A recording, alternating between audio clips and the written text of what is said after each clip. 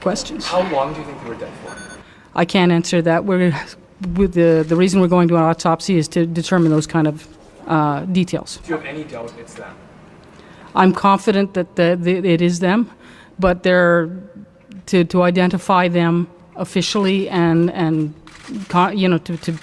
to be sure, we have to go to autopsy. How do you think they were able to evade police for this long? I don't have an answer for that. It's a very dense place. It's a difficult place to find anybody, as I said earlier. Very tough terrain, lots of land as well. It's a huge area that we're looking at. It's very hard to pinpoint anything in such a dense terrain. And it was your officers who found the bodies? Yes, it was. Can you give us any indication?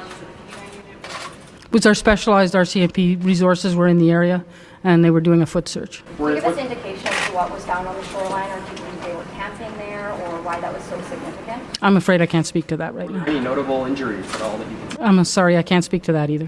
What does this mean for you guys after this long to finally have some sort of closure to the case that, people were kind of giving up hope? Well, I mean, there's obviously a certain amount of relief that we were able to locate these people and hopefully bring some closure, not only to the victims of the homicides, but to the people of Gillam, Fox Lake Cree Nation, York Landing, Ilford War Lake Nation. It's huge to be able to hopefully give some people an opportunity to exhale and to hopefully eventually go back to normal and not being afraid of who's out in the woods anymore. Now that the operation is over, can you give us more of an indication of how many resources were actually there now that it's not an operational issue now? Actually, I don't have specific numbers with me. I can tell you we did put a lot of resources up the first week. As you were all aware, last week I made an announcement that said we were scaling down, which we did. But we did leave, as I had said at the time as well, some specialized resources in place to follow up on anything we found, and that's exactly what we did. You tweeted the photo of the boat. Is it believed that the suspects had used that?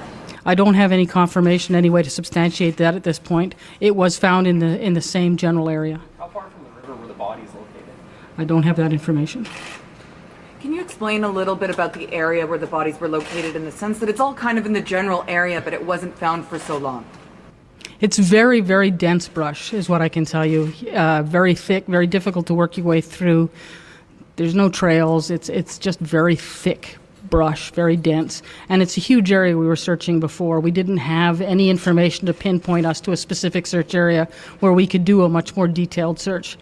The items we did find on the shoreline gave us that opportunity to pinpoint that search and therefore do a much more detailed search of the area. Was there anything found around them, a camp or anything that gave you an indication of how they were able to be in the area for a lengthy period?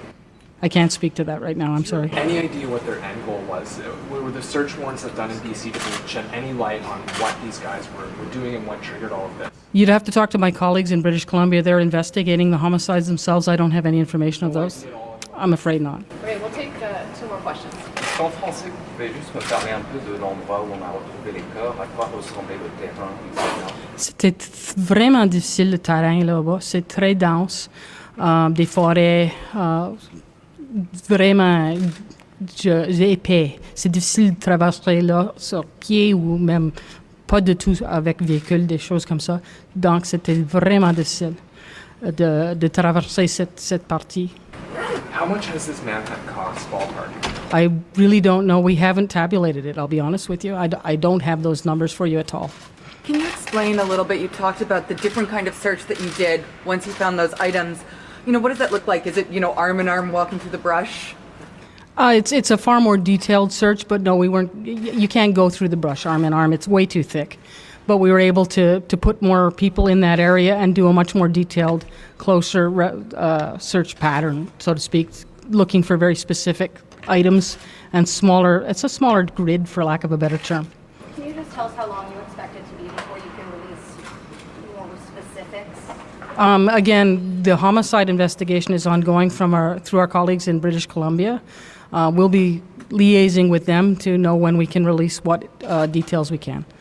Thank you. Thank you very much.